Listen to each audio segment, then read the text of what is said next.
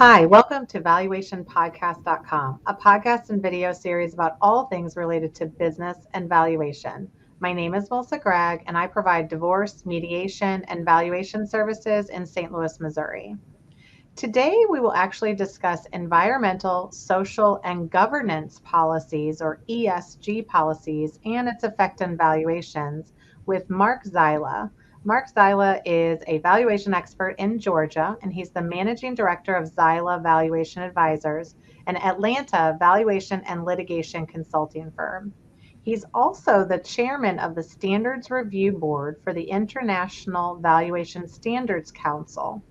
He was also one of the primary authors of the education program that the AICPA and the Royal Institute of Chartered Surveyors for the credential, which is certified in Entity and Intangible Assets, or the CEIV, which basically certifies valuation professionals in the valuation for financial reporting purposes. Even I don't totally understand what we're talking about, right? Like I get the words environmental or social or governance policies, but what specifically is ESG and its implication for business owners?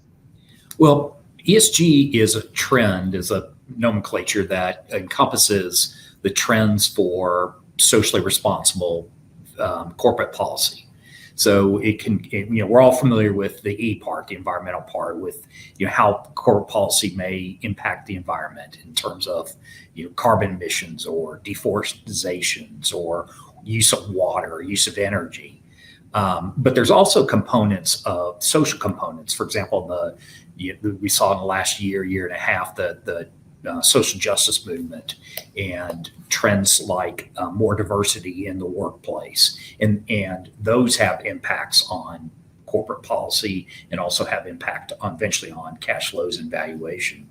And then lastly, there's governance, which is how companies respond to these particular trends through their own policy. So it may be things like setting up a sustainability program, or having things like a whistleblower program or executive compensation.